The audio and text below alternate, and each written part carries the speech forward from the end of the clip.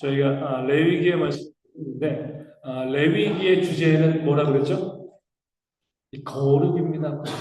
우리가 어떻게 거룩한 삶을 살아갈 수 있을 것인가? 왜 거룩해야 되죠? 내가 거룩하니 너희도 거룩하다. 그러니까 우리가 거룩해야지 하나님께서 우리와 함께 하신다. 우리와 함께 하시면 당연히 그것이 우리 가운데 복이 되나요? 저주가 되나요? 복이 되는 거죠. 하나님께서는요, 벌 주시는 분이 아니에요. 악한 자들에게 벌을 주시는 것이지, 하나님과 함께 하시는 자들에게 은혜와 복을 주시는 분이 바로 하나님이십니다. 계속 우리 가운데 거룩을 요구.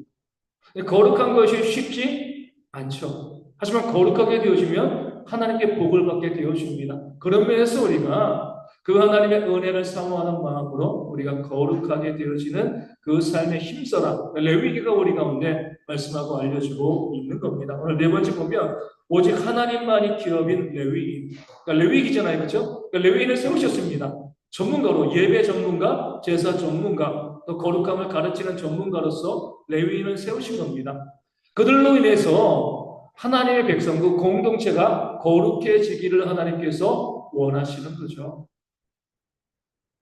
그렇기 때문에 그 레위인 중에 우리 제사장들이 있고요. 그 제사장들이 공동체를 위해서 레위인과 함께 더불어서 예배하고 기도하고 또 교육하고 가르치는 그런 역할을 감당해 나가고 있는 겁니다. 그럴 때에 하나님께서는요, 레위인이 거룩해야지, 그리고 제사장들이 거룩해야지 공동체가 거룩해지고 그로 인해서 공동체가 복을 받게 되어진다. 이 말씀을 하시고 알려주고 계신 겁니다. 그렇기 때문에 하나님께서는요, 레위인들에게 뭘 안 주신 거예요? 기업을 안 줬습니다. 다른 족속들에게는요, 먹고 살 터전과 기업을 다 주셨는데 레위인에게는 기업을 주지 않으십니다. 왜냐하면 기업을 가지고 있으면 어디에 마음이 가죠? 그 기업의 마음이 더 갈 수밖에 없는 겁니다. 우리도 그러잖아요.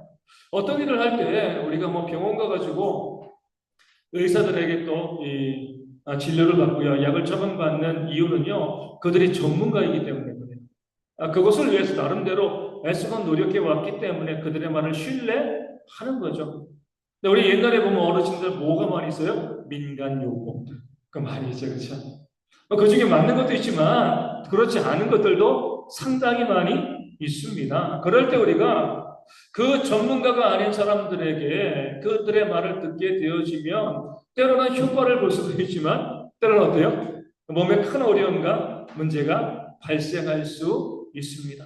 그렇게 교육을 받은 의사들도 오진하고요. 또 사람이 또 그로 인해서 목숨을 잃는 그런 일들이 발생을 하는데 전문적인 교육을 받지 않은 사람들이 하게 되어지면 당연히 문제가 발생할 수밖에 없습니다. 세상 모든 일들이 마찬가지예요. 그 일에 대한 전문가, 그 전문가는요, 그 일을 내가 책임지고 그 일을 감당하는 그런 모습이 있어야지 또 그를 통해서 일들이 진행되어지고 되어질 수 있게 됩니다. 우리 공동체도 마찬가지죠. 레위인들이 하나님의 일 가운데 우리가 헌신하고 또 수고하고 애쓰는 그런 모습이 있어야죠 돼요. 그래야지 공동체가 예배 중심으로 건강하게 세워질 수 있게 되어집니다. 그래서 하나님께서는 레위인들에게 기업을 안 주신 거예요. 너희는 성전에서만 일해라. 성전에서 일하고 백성들을 위해서 제사하고 예배하고 기도하고 섬기면서 백성들의 거룩함에 너희가 집중하라는 거예요. 그럴 때 뭐예요? 공동체가 거룩해질 수 있게 되어 진다는 겁니다. 그렇게 하지 않냐고 레위인들이 다른 일에 신경을 쓰게 되어지면 어때요? 그렇게 되어지면 이 공동체의 거룩성이 깨어질 수밖에 없습니다. 때로는 우리가 목회자들이 참 많은 논쟁들을 하고 있습니다. 예전에는 뭐예요? 목회자의 이 취미 생활에 이 교회에 상당히 많은 논쟁이 있었습니다. 그것이 과연 합당한 건가? 왜냐하면 정도를 넘는 경우들이 너무 많거든요. 목회자도 취미 생활을 가지고 또 이 삶을 건강하게 만들어가는 건 문제가 되지 않습니다. 근데 이게 이 사람이라는 게 점점 이 주객이 전도가 되어지는 거죠. 목회는 등한히 하고 뭐에 신경 쓰는 거예요? 취미 생활에 이 신경을 많이 쓰는 이 그런 분들이 생겨나게 되어집니다. 그렇게 되어지면은요, 교회가 거룩해질 수가 없는 거죠. 목회자가 그 레위인들이 그 레위인의 그 직분에 집중하는 것처럼 목회자가 그 교회 사역의 목양에 집중하라. 이것이 교회의 유익이다. 이게 목회자의 생각이기도 하고요. 교회 공동체의 생각이기도 합니다. 요즘 들어서 교회에서 가장 많이 논쟁되어지는 것 중에 하나가 뭐예요? 목회자의 이중직이죠. 그렇죠? 주일은 교회를 섬기고 평일에는 일을 하는 그런 목회자들이 점점 많이 생기고 있습니다. 그러니까 세상이 먹고 살기 너무 힘들어지니까 그러니까 주일에 교회를 섬기는 것만 가지고는 이 가정을 꾸려갈 수가 없는 거죠. 그러니까 개척교회들 같은 경우 어쩔 수 없는 그런 모습들이 있게 되어지는 거죠. 그런 부분에 있어가지고 우리 목회자가 이 기도할 것은 내가 전심으로 전념해서 교회에 헌신할 수 있는 그런 환경이 되어지는 것, 이것을 위해서 애쓰고 노력하는 그런 모습이 있어야 됩니다. 사도 바울도 텐트를 만들어 가면서 복음을 증거했어요. 왜냐하면 그는 뭐 하는 사람이었죠? 선교하는 자, 복음을 증거하는 자이기 때문에 교회를 세우지 않는 곳에 교회를 세워갔습니다. 근데 누가 그의 삶의 필요를 채워줄 사람들이 없는 거잖아요. 그러니까 어쩔 수 없이 텐트를 만들어 가면서 이 사도 바울은 교회를 섬기는 그런 사역을 감당했는데, 그러면서 사도 바울이 뭐라고 이야기했어요? 곡식 떠는 소의 입에 망을 씌우지 말라. 구약의 말씀을 인용합니다. 무슨 말이죠? 곡식을 발로 밟아가지고 이 껍질을 벗기는 그런 이제 소의 입에 망을 씌우지 말라는 거예요. 사도 바울이 인용했습니다. 구약에서. 왜 그렇게 했을까요? 그 뜻이 뭐죠, 의미가? 네? 곡식 떠는 소의 입에 망을 씌우면 이 소가 이 자신이 밟은 곡식을 못 먹잖아요. 그렇죠? 그럼 소가 일을 제대로 하겠느냐 이거예요. 부당하다는 겁니다. 소가 일했으니까 열정페이 주지 말라는 거예요. 일했으니까 소도 먹어야지. 사람들이 그 곡식 더 얼마 더 얻으려고 소 열심히 부려먹으면서 그 입에다가 망을 씌우면은 그것은 부당하다. 구약에서 하나님께서 말씀하신 것을 신약에서 사도 바울이 그것을 가지고 이제 이야기하는 거죠. 나는 선교를 하는 상황이기 때문에 복음을 증거하고 교회가 세워지지 않은 곳에 교회를 세우기 때문에 어쩔 수 없이 내가 일하면서 내가 선교 사역을 감당한다. 베드로와 같은 자들, 초대교회, 교회에 속해 있는 자들은 구약에 있는 제사장들처럼 레위인들처럼 그 교회가 그들의 삶을 책임지는 것이 마땅하다. 이렇게 이야기하는 거죠. 그것이 뭐예요? 공동체의 유익하다. 우리가 보면 이제 이 세상에서 이 열정페이, 요즘은 좀 그 말들이 좀 많이 안 하는 것 같아요. 그럼에도 불구하고 열정페이를 많이 이야기하잖아요. 정말 열심히 일을 했는데 일한 것만큼의 이 월급을 주지 않는 거죠. 정의롭지 않은 거예요. 그렇죠? 우리 고대 철학자들의 정의론을 배우면 무엇이 정의인가? 간단합니다. 심은 대로 거두는 것, 일한 것만큼 내가 소득을 얻는 것, 이것이 정의다. 다른 것으로 뭐 복잡하게 정의를 이야기하잖아요. 내가 수고하고 일한 것만큼 내가 받는 것, 이것이 바로 정의다. 그런 면에서 기독교인들은요, 내가 나중에 사장이 되어지고 또 가게를 운영하고 그런 모습이 되어지면 직원들에게 열정페이 요구하시면 안 됩니다. 그들이 일하고 수고한 것만큼의 정당한 그런 이 보수를 주는 것, 월급을 주는 것이요, 정의가 됩니다. 하나님께서 원하시는 그런 모습이 되어집니다. 교회도 마찬가지입니다. 세상 우리 성도들이 이중적인 잣대를 이야기할 때가 많아요. 세수에서는 열정페이 안 돼. 교회에서는요, 목회자들이 열정페이 하는 건 당연하지 뭐. 이렇게 이야기하는 거죠. 하나님의 정의에 어긋나는 거예요. 우리 느헤미야 말씀을 통해서 보면 느헤미야가 종교를 개혁하면서 우리 제사장들을 이 성전에서 일할 수 있도록 그렇게 이제 이야기하고 백성들에게 그 제사장들에게 필요한 이것들을 너희가 공급해라. 하나님의 말씀이고 명령이다. 이렇게 이야기했습니다. 근데 잠시 이제 이 왕에게 갔다가 딱 성전에 돌아오니까 제사장들 레위인들이 한 명도 남아 있지 않아요. 다 도망갔습니다. 뭐로요? 밭에 일하기 위해 가지고. 왜 그러면 레위인과 제사장들이 밭에 일하러 갔을까요? 백성들이 먹을 것을 공급해 주지 않는 거예요. 그들의 기업은 하나님이거든요. 기업이 없어요. 근데 백성들이 먹을 것을 공급해 주지 않으니까 먹고 살아야 되니까 그래가지고 이제 밭으로 일하러 나갔습니다.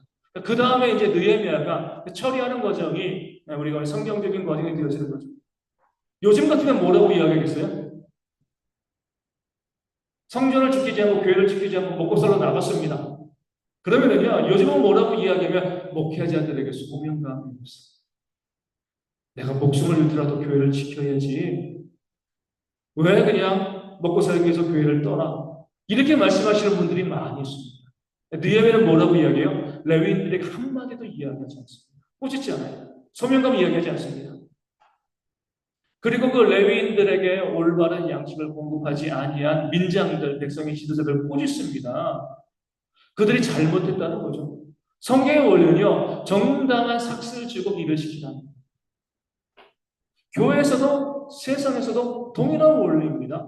이게 이분법으로 보는 게 제일 나쁜 거예요. 교회는 교회의 원리, 뭐 세상에는 세상의 원리, 그렇지 않습니다. 교회의 원리가 세상에도 적용되어지는 거예요. 세상에서 우리가 열정페이가 잘못됐다라고 이야기하면 교회에서도 어때요? 열정페이가 잘못되었다 이렇게 이야기하는 것이 마땅합니다. 우리 이제 경제는요, 우리 가운데 많은 이 인사이트를 줍니다. 세상은 뭐예요? 모든 재화와 서비스에 뭐가 붙어요? 가격표가 붙습니다. 그렇죠? 물건에만 가격표가 붙는 게 아니에요. 서비스에도 가격표가 붙습니다. 심리를 상담을 해주며 오은영 박사처럼 또 어떤 치료의 과정 가운데 있는 그런 사람들 무형의 서비스를 받는 거잖아요. 그렇죠? 유형이 아닙니다. 하지만 그 무형의 서비스가 때로는 어때요? 유형의 서비스보다 가격이 더 높을 때가 상당히 많이 있습니다. 근데 교회에서는요. 교회도요. 재화를 공급해 주는 데가 아니에요. 물질을 공급해 주는 데가 아니죠. 영적인 서비스를 제공해 주는 거죠. 근데 교회에서는요. 그 가격을 너무나 낮춰놓지만 나를 위해서 기도해줘. 내게 말씀을 나눠줘. 말씀을 연구해주고 말씀을 증거하고 목회자뿐만 아니라 또 교회에서 일하고 많이 있는 많은 분들이 수고하고 우리 이제 오늘도 오후에 찬양팀이 연신하고 수고하고 했잖아요. 그렇죠? 이들도 뭐예요? 우리에게 무형의 서비스, 예배가 이 워십 서비스잖아요. 그렇죠? 서비스를 제공해 주는 겁니다. 그럼 이 찬양팀들이 온전히 찬양할 수 있도록 뭐예요? 교회가 공급해 주는 것이 마땅한 거예요. 목회자가 말씀을 증거하고 또 성도로서 기도하는데 거기에 마땅한 것을 교회가 공급해서 그 일에 집중하게 되고 전문적으로 그 사역을 감당하면 누구에게 복이 되는 거죠? 성도들에게 복이 되는 겁니다. 이게 뭐라 먼저 그의 나라와 그의 의를 구하라 그리하면 이 모든 것을 너에게 더하시리다. 레위기가 그 사실을 보여주고 있습니다. 하나님의 교회 가운데에서 행해지고 있는 모든 영적인 서비스에 대한 가치를 정확하게 측정하고 그 가치를 올바르게 공급하라. 레위기가 말씀해주고 있는 겁니다. 지난 주간에 어떤 이제 이 시골 교회 여자 전도사님, 요즘은 이제 목회자들도 많이 찍더라고요. 여자 전도사님인데 나이가 한 40대 좀 넘은 것 같아요. 자녀들도 있고. 시골 교회인데 시골 대형 교회예요. 그죠? 막 아직 성도들이 많은 거 아닌데 저희 교회보다 성도들도 많고 그런 교회인데 이제 여자 전도사님이 있는 거예요. 자기의 주일에 하루를 찍어 올렸습니다. 아침 8시 반에 차를 끌고 가가지고요 아이들을 픽업을 합니다. 어떤 날이냐면 주일날 예배하는데 예배 찬양팀 아이들이 3명이 있더라고요. 데리고 와가지고 그 아이들과 그날 주일에 할 그 이제 이 율동을 갖다 연습을 하는 거예요. 9시 딱 되면 이제 예배가 시작되어지잖아요. 그럼 아이들 데리고 이제 그 이 율동하고 설교하고 말씀을 증거하고 뭐 이제 이후에 성경 공부하고 10시가 됩니다. 그럼 10분 쉬어요. 딱 10분 쉽니다. 그럼 뭐 할까요? 본 예배가 이제 11시에 있잖아요. 거기는 이제 우리는 예배를 2번 드리면서 이제 주일학교 11시로 하는데 그런 교회는 많지 않습니다. 대부분 어때요? 교회가 작으면 9시 또 토요일 날 주일학교 그리고 11시 본예배 이렇게 드립니다. 그 교회도 마찬가지입니다. 예, 11시 본예배를 드리는데 성가대 반주자가 따로 있더라고요. 그날 성가대 반주자가 못 왔어요. 저 선생님 뭐 하는 거죠? 피아노 반주하시는 거예요. 10시 10분부터 성가대 연습하는 거죠. 성가대 연습을 하고 그리고 이제 연습하고 나면 이 연습 끝나면 예배까지 좀 시간이 남잖아요. 뭐예요? 뒤에 PPT 하고 교회 뭐 이것저것 다 하고 11시에 딱 돼가지고 이제 예배 반주하고 성가대 시작할 때 가운 입고 성가대 쓰고 그리고 성가대 내려오면 또 가운 벗고 또 앉아서 반주하고 예배하고 12시가 됩니다. 그러면 이제 점심 먹으러 가는 거죠, 주방에서. 점심 먹고 그 다음에 이제 오후에 또 오후 예배 찬양팀 연습, 성가대 연습, PPT 그 작업을 다 끝내고 오후 한 4시쯤 모든 일들이 끝난 거의 뭐 10분도 쉬는 시간이 없는 보면서 이제 밑에 있는 댓글을 이제 바라보는 거죠. 왜냐면 많은 사역자들이 그렇게 사역합니다. 다들 이제 은혜 받은 거예요. 그렇죠? 은혜 받았습니다. 교회를 위해서 수고하고 애써주시니까 너무나 감사합니다. 또 그분도요, 정말 좋은 마음으로 자기 영상을 찍은 거야. 내가 이렇게 수고할 수 있는 것에 대한 감사의 마음을 가지고 영상을 찍어 올린 겁니다. 어떤 고발 프로그램이 아니에요. 근데 이제, 그런 생각이 드는 거죠. 저 교회에서는 이 전도사님께 얼마를 살해해 줄까? 그 시골 교회에서. 만약에 정당하게 우리가 이제 사회에서 그 정도 일을 하면 얼마를 줘야겠습니까? 우리의 기준은 이제 사회가 되어지는 거예요, 그렇죠? 이렇게 이 쉴 수 없이 일을 하게 되어지면 사회에서는 어느 정도의 사례를 하게 되어질까? 교회에서는 또 그분이 어느 정도 사례를 받을까? 아직도 많은 교육자들이요, 정말 신실한 마음을 가지고 사례 신경 쓰지 아니하고 열심히 교회를 섬기고 헌신하고 수고하고 애쓰고 있습니다. 성경은 말씀하고 있는 거예요.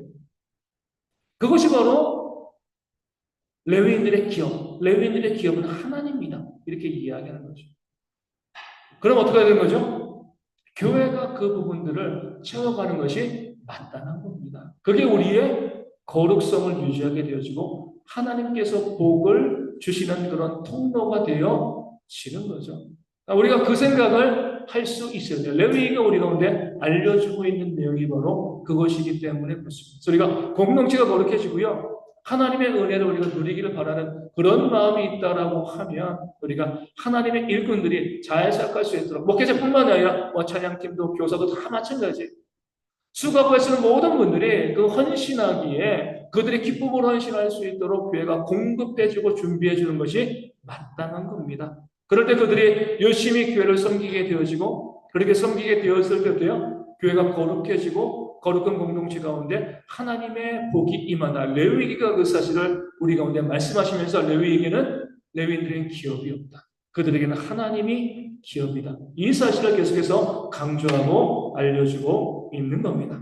그 다음에 이제 우리가 거룩함에 대해서 보면 제사도 거룩하지. 제사를 드리는 이유는 뭐예요? 내가 내 죄를 용서함을 받는 것. 내가 거룩해지기 위해서 제사를 드리게 되어집니다. 그러면서 제사장의 거룩함을 먼저 요구하고 있습니다. 레위인들 이전에 그 제사장들이 먼저 거룩해야지 레위인들이 거룩해지고 그래야지 백성들이 거룩해질 수 있다. 순서를 매겨놓은 거예요. 백성들은 이제 거룩해지기가 쉬워요, 어려워요? 어렵죠. 왜요? 세상에 살잖아요. 그죠? 세상에. 계속 공격받는 삶을 살아갑니다. 저도 자주 말씀드리지만 제가 이제 목사로 20년째인데 20년 동안 제가 새벽 기도 빠진 적이 한 번도 없어요. 왜요? 목사니까. 제가 성도였으면요. 다를 거 없습니다. 제가. 예? 그러니까 내가 목회자라는 것이 그렇죠? 내가 이제 그 일을 감당하게 하는 이제 내 동력이 되어지는 거죠. 그런데 세상이라고 하면 내가 성도라고 하면 세상에 가면서 뭐 온갖 것들 우리가 다 경험하게 되어지잖아요. 거룩한 삶을 사는 게 정말 어렵습니다. 그런 성도들에게 거룩함의 힘을 공급하기 위해서 레위인들이 제사장들이 그 제사를 통하여서 거룩한 삶을 먼저 모범을 보이라 이렇게 성경이 우리 가운데 요구하고 말씀하고 있는 겁니다. 레위기 가운데 어떤 내용이 나오죠? 나답과 아비후가 나오죠. 이제 제사의 모든 제도를 알려주고요. 이 나답과 아비후가 하나님께 불을 드리는 그런 의식 가운데 하나님께서 명하지 않는 불을 들였습니다. 어떻게 됐을까요? 그 성막 안에서 즉사했습니다. 거룩하지 않기 때문에. 거룩함의 개념이 나오죠. 무엇이 거룩한 거예요? 내가 이런 방향, 내가 이것이 봤을 때 이것이 옳은 것 같아. 이것이 아니라 하나님께서 원하시는 방식 그대로 따르는 것이 바로 거룩이 되어집니다. 물론 유도리는 있어요. 그 정신에 우리가 어긋나지 아니하면 하나님께서 넓게 받아주시는데 그런 정신과 상관없이 그냥 내가 말씀대로 행하지 아니하고 내 편리대로 내가 원하는 대로 행하게 되어지면요, 그러면 하나님의 진노를 받게 되는 거룩하지 않다. 이 사실을 말씀해 줍니다. 다윗이 그랬잖아요. 법궤를 가지고 올 때 어떻게 운반했어요? 새 수레.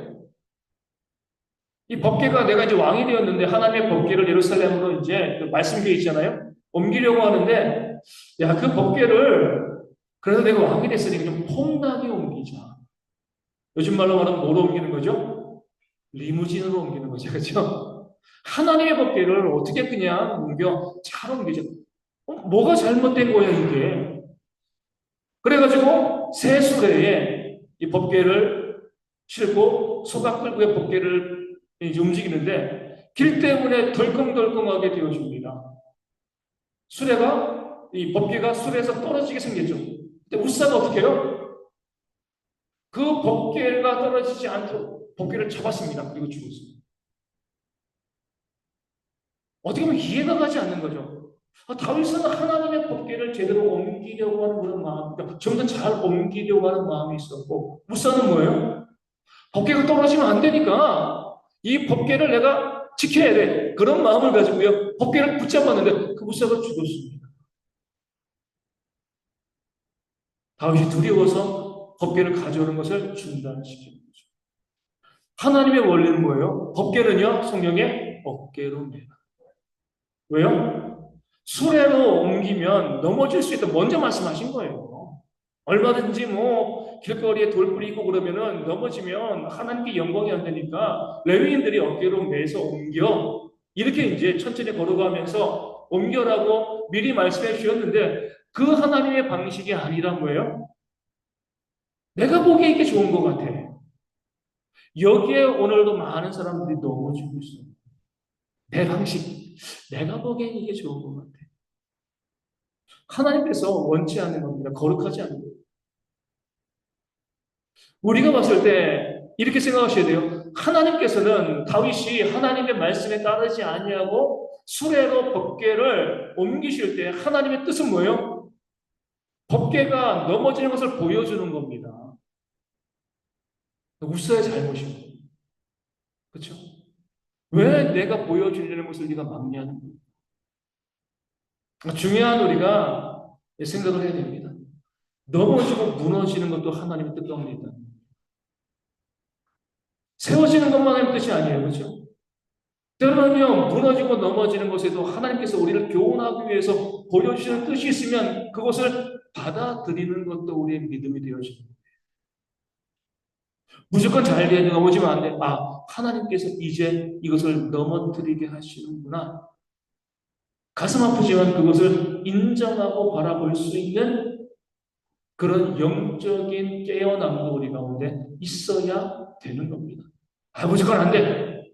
현상 유지해야 돼. 제가 언제 말씀드렸죠? 여러분들도 이제 그 부분들 갖다 좀 이해하시면 좋을 것 같은데, 어떤 이제 이 대담 프로그램에 이제 어떤 이제 이 뭐죠? 리더십에 대해서 이 강의를 하신 분이 나왔어요. 그분이 이렇게 말씀을 하시더라고요. 우리가 봤을 때 이 세상에 진짜 리더가 별로 없다. 뭐가 많다는 거예요? 매니저들이 너무 많다.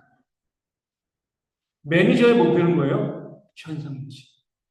조금 더 매출이 좀 올라든 이러면 괜찮은데 현상을 계속 유지해 나가요. 매니저들. 그러면은 잘했다고 칭찬을 받습니다.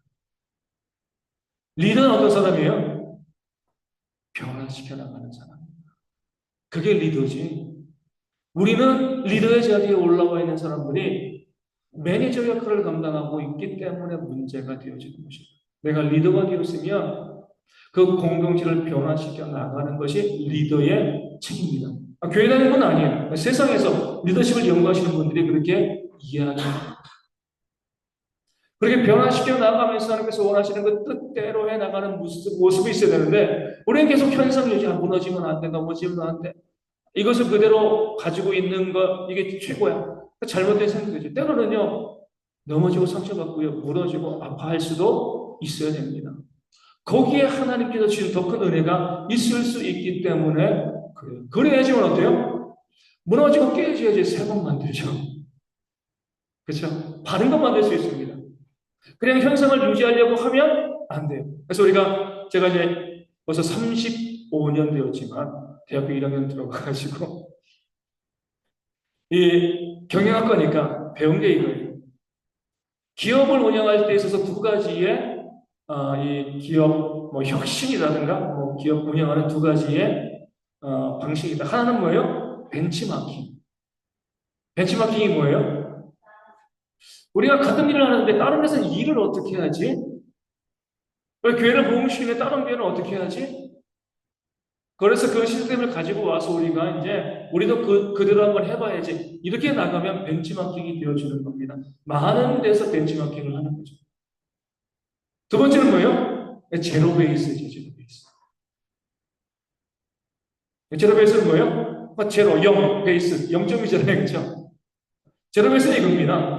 우리가 지금 전도를 해왔는데 이게 우리가 할 얘기인가 아닌가 봅니다. 전도하지 말라는 게 아니라 교회 모든 것들에 있어가지고 벤치마킹은 지금 있는 걸 계속 유지하는 겁니다. 어떻게 하면 더 잘할 수 있을까? 이것을 다른 회사에서는 어떻게 하고 있지? 제로 베이스는요, 과연 이것이 우리 가운데 있어야 되는가? 이 현실과 이 사역이 우리 가운데 있어야 되는가? 이 부분을 고민하는 거죠. 물론 이제 잘못될 수도 있어요. 뭐냐면은 지금 미국의 트럼프가 뭐를 없애려고 그래요? 뉴스 안 보십니까? 정부 부처 중에서 교육부를 없앤다고 해요, 트럼프가. 행정명령에 서명했습니다. 교육부를 없앤다. 모든 교육은 각주로 돌려보낸다. 정부가 관여하지 않는다. 이렇게 하는 거예요. 물론 이제 3분의 2인가요? 60%가 동의를 얻어야 되니까 이 공화당이 3분의 1은 안 되니까 60%는 안 되니까 부결될 거라고 전망하지만 트럼프는요. 이 교육부를 어떻게 잘할까 이렇게 고민하는 게 아니라 뭐예요? 필요 없어 없애버리죠. 이렇게 나가는 겁니다. 그러니까 때로는 이제 그게 잘못된 방향이 될 수도 있지만 여러분 생각해 보셔야 돼요. 우리가. 과연 이것이 옳은 것인가 옳지 않은 것인가. 믿은 거죠. 그렇죠? 어떻게 하면 잘할 수 있을까? 이것도 좋은 방향이지만 더 중요한 것은 과연 이것이 우리 공동체 가운데 있어야 될 것인가 그렇지 아니할 것인가 바라볼 수 있는 현상을 유지하는 것 자체가 과연 선한 것인가 바라보는 그런 지혜들이 우리 가운데 있어야 하는 거죠. 예전에 총회 가가지고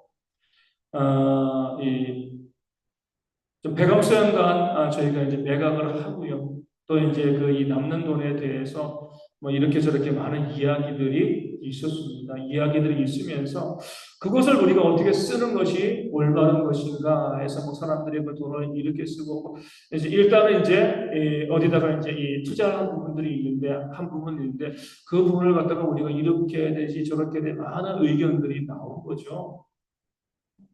제가 이제 그때는 이제 총대였으니까 제가 나가서 이야기했습니다.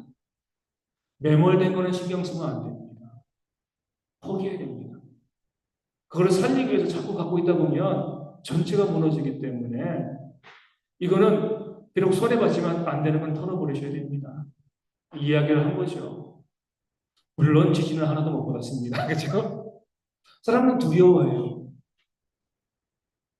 벤치마킹 좋아합니다. 있는 것을 살리는 거예요. 근데 우리는요, 하나님께서 원하시는 것은요, 이것이 근본적으로 있어야 될 것인가, 말아야 될 것인가. 아니, 법계가 넘어지면 안 되지. 어떻게 자꾸, 이게 아니야. 넘어지는 것이 때로는 오를 수 있습니다. 하나님 보시는 관점에서. 그것을 막으면 내가 죽을 수 있는 거예요. 내가 무너질 수 있는 거예요. 레위인들은 그렇게 현상을 유지하는 자로서 공동체 가운데 서 있는 게 아니죠. 공동체를 개혁해 나가는 거예요. 그렇죠? 제로 베이스로 무엇이 옳은가 보면서 때로는 폐지할 것도 과감하게 폐지하고 올바른 것을 바르게 세워가는 것. 이게 바로 하나님께서 원하시는 교회와 리더들의 모습이 되어지는 겁니다. 그럴 때에 공동체가 거룩해질 수 있다는 사실을 레위기는 또 우리 가운데 보여주고 있는 거죠. 우리 성경을 통해서 보면 제사 나오고 제사장 나오고 그 다음에 정한 음식, 짐승, 부정한 음식, 부정한 짐승 나옵니다. 이것을 갖다가 구약에서 나눈 이유, 지난주에도 말씀드렸습니다. 뭐 때문에요? 거룩함을 위해 가지고. 그들은 아직 어린 성도예요. 그리고 이 때문에 뭐 하지 말라고 했죠? 옷을 혼방으로 만들어 입지 마. 그 밭에다가 두 종류의 곡식을 심지 마. 계속 눈으로 보이게끔 이것이 거룩하다, 거룩하다, 거룩하다.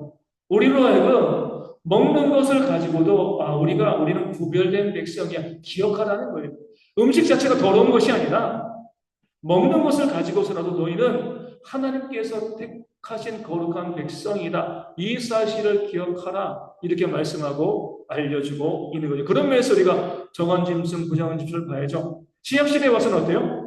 하나님께서 깨끗하게 하신 것을 너희가 속되다 하지 말라. 이제는 우리가 성숙한 교회가 됐기 때문에 더 이상 구약의 율법에 얽매이지 않습니다.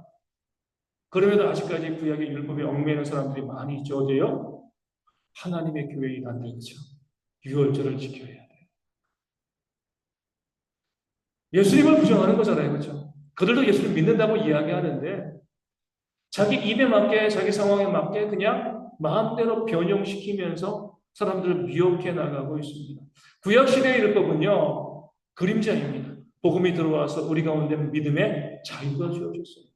그 자유를 우리가 누리는 그런 모습들이 있어야지 우리가 거룩해질 수가 있게 되어지는 겁니다. 로마서에서는 우리로 하여금 너희는 이 세대를 본받지 말라.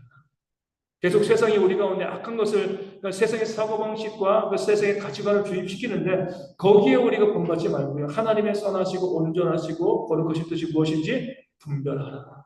그 뜻을 분별하고요. 하나님께서 원하시는 그런 거룩한 삶을 살아가는 것이 우리 교회의 모습인 거죠. 자꾸 세상 따라가려고 하면 안 돼. 세상의 교회를 따라와야죠. 그렇죠? 세상에서는 이렇게 하는데 세상에서는 투기해가지고 돈 많이 버는데 그럼 교회도 투기하자 돼요? 안 되죠. 그렇죠? 교회는 그런 곳이 아니에요. 하나님께서 원하시는 방식대로 움직이는 것이 바로 교회가 되어집니다. 근데 교회 가운데서 그 세상의 방식대로 세상의 모습을 교회로 가져오는 그런 분들이 너무나 많이 있습니다. 그러니까 교회가 거룩해질 수가 없게 되어지는 거죠. 설교 시간에 몇 번 말씀드렸습니다. 어떤 분이 고위 기업체 임원이었는데 교회 나오시고 또 5년간 서리집사 하시고 딱 5년 채웠으니까 어때요? 장로 투표했는데 돈 많으니까 바로 장로가 되었습니다. 투표해가지고 돼가지고. 그래도 이분은요 생각이 있는 분이었어요. 내가 참 이 짧은 경력의 장로가 됐지만 교회를 잘 섬겨야지. 그 당회에 참석했습니다. 당회가 이제 그 교회 일을 논의하잖아요. 이렇게 저렇게 이야기하다가 이 목사님이 그 새롭게 이제 장로 되신 분에게 물어보는 거예요. 장로님. 큰 기업에 다니니까 이런 일이 있을 때 회사에서는 어떻게 결정하시나요? 충격을 받은 거예요. 교회에서는 하나님의 뜻과 하나님의 방식이 있는데 왜 세상의 방식을 물어보지? 왜 세상에서 어떻게 했는지를 물어보지? 과연 그것이 옳은 것인가? 우리 앞서 말씀드린 것처럼 세상 이분법으로 바라는 건 아니에요. 세상에도 교회 원리가 그대로 적용되어지는데 그렇지 않는 세상의 악한 것들을 교회가 그대로 가져오게 되어지면 교회는 거룩함에서 떠나가게 되어지고 하나님의 영광이 사라지게 되어지는 겁니다. 그래서 끊임없이요 하나님의 뜻에 맞추어서 우리가 거룩함을 유지해 나가는 모습이 교회 가운데 있어야 되고요. 여섯 번째, 절기를 주신 이유가 뭐죠? 이제 레위기에 절기가 나옵니다. 왜 절기 주셨어요? 기억하라 좀. 우리도요, 내일 우리 정준이 생일입니다. 날짜가 있으니까요, 기억하잖아요. 그렇죠? 날짜가 없으면 바쁘다 보면 다 잊어버리는 거예요. 뭐 날짜가 있어도 잊어버리지만 그러니까 하나님께서 우리 가운데 절기를 명령하시 이스라엘 백성들에게 3대 절기를 올라와서 하나님께 예배해. 뭐냐면 너희가 세상 살아가면서 얼마나 바쁘냐. 하나님의 은혜를 잃어버린다는 거예요. 그렇죠? 어쩔 수 없어요. 그 사람들이 잘못된 게 아니라 사람이니까 그렇게 살 수밖에 없습니다. 그러니까 절기를 만들어 놓고 그때 올라와서 구원의 은혜를 다시 한번 묵상해. 그 힘으로 다음 절기까지 살아가고 또 희미해질 때쯤 되면 뭐예요? 또 나와가지고 구원의 은혜 또 묵상하고 이렇게 살아야지. 그러니까 작심삼일 우리 많이 이야기하잖아요. 작심삼일이 성공하기 위해서는요 3일마다 마음 먹으면 되는 거잖아요. 그렇죠? 똑같은 게 절기입니다. 잊어버릴 만할 때쯤 되면 와가지고 주일날 안식일과 주일을 말씀하신 것도 마찬가지입니다. 왜 주일날 와서 예배하는가? 월요일 날은 은혜가 좀 있어요. 내가 말씀대로 살아야지. 화요일 날 조금 떨어지고 수요일 날 조금 떨어지고 토요일쯤 되어지면은요 은혜가 거의 바닥인 거죠. 내일 주일 교회 가야지. 가기 싫은데 또 가면 또 은혜 받아요. 일주일도 살아갑니다. 그러니까 은혜의 그 유통기한이 일주일 된다는 거예요.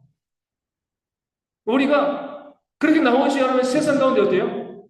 계속 오염되어지고 거룩한 삶을 살지 못하니까 나와. 기억하고. 그렇기 때문에 좀 지혜로운 분들은 어때요? 수협이 나오는 거죠. 월요일 90%, 화요일 70%, 수요일 50%, 목요일이면 30% 되는데 아니야. 내가 다시 87, 90%를 올려야지. 수요일 날 나오는 거예요. 그렇죠? 더 지혜로운 분들은 어떻게 하는 거예요? 새벽기도 나오는 거죠. 그렇죠? 매일매일 나는 90%로 살아갈 거야. 매일매일.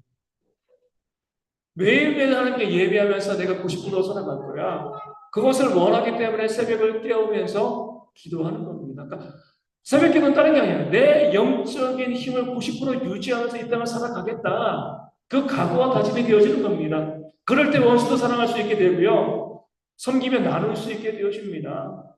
지난번 말씀드린 것처럼 어거스틴은 죄를 뭐라고요? 하나님에게서 멀어지는 것만큼 우리가 죄를 많이 짓는다는 거예요. 하나님과 가까이 있게 되어지면 우리가 죄를 짓지 않고 전혀 안 짓는 건 아니지만 좀 더 거룩한 삶을 살아갈 수 있는 거죠. 그렇기 때문에 하나님께서는 안식일을 명하시고 절기를 명하시고 기억하라 기억하라 잊지 마라 잊지 마라. 우리가 때로 보면은 참 무익하게 느껴질 때가 있어요. 매주 매주 예배가 똑같은데. 하지만 우리가 이렇게 보는 거죠. 뭐 매일매일 물론 이제 다른 반찬으로 밥 드시는 분도 있겠지만 매일매일 밥 먹잖아요. 그렇죠? 그래야지 살아가는 거예요. 똑같은 밥 먹어도 매일매일 먹어야 사는 것처럼 똑같은 예배처럼 보이고 똑같은 예배처럼 느껴지지만 우리가 매주 매주 예배하고 하나님께 부르짖을 때에 우리가 이 땅을 그나마 살아갈 수 있기 때문에 하나님께서 일주일의 텀을 우리 가운데 주시고 와서 예배하라, 기도하고 부르시라, 모이게 힘쓰라 말씀하신 거죠. 그게 안 되어지면요 우리의 신앙은 무너질 수밖에 없습니다. 그래 쭉 보게 되어지면 모이게 힘쓰지 않을수록 점점 그 신앙이 무너지는 모습들을 우리가 바라보게 되어집니다. 안타까운 거죠. 그래서 목회자가 자꾸 교회 열심히 나오라고 이야기하는 것은요, 목회자를 위해서 하는 게 아니죠. 그렇죠?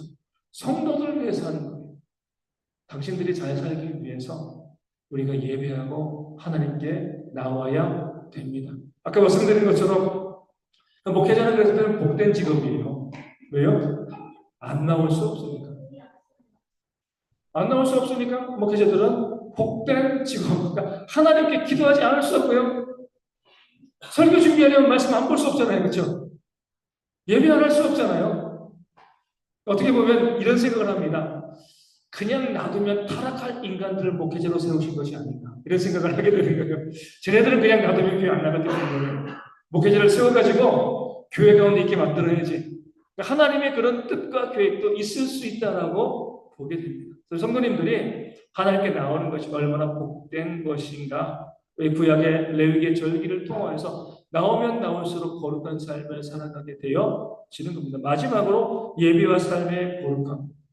항상 우리가 이야기하지만 이것은 하나님 사람과 이웃 사람 똑같은 거예요. 그렇죠? 거룩하게 예배를 잘 드리는 사람들은요. 삶도 거룩합니다. 그렇기 때문에 제사를 먼저 이야기하고 너희가 이런 삶을 살아 법을 이야기하는 거예요. 그렇죠? 제사를 잘 드리는 사람, 예배를 잘 드리는 사람은 세상 가운데 거룩하게 살려고 애쓰고 노력을 합니다. 그렇게 하지 아니면요, 제사를 온전히 드리지 아니면 예배를 온전히 드리지 아니면 세상에서도요 엉망으로 살아갈 수밖에 없습니다. 중요한 제사를 온전히 드리는 겁니다. 그렇죠? 예배를 온전히 드리는 거예요. 그 자리에 참여하고 있는 것이 아니라 정말 하나님을 바라보는 마음으로 온전히 예배할 때 그 모습이요 삶을 통해서 증명됩니다. 내가 하나님 믿는 자로서 세상 가운데 가서 정직하게 살아야지.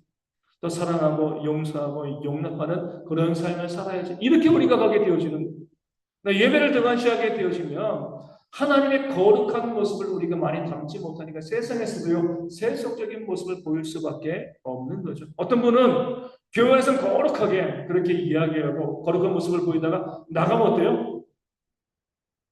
아주 엉망의 그런 삶을 살아가는 거죠. 예전에 이제 여러분도 한번 보셨을지 모르지만 지금도 재판 중에 있는 것 같아요. 어떤 돈 많은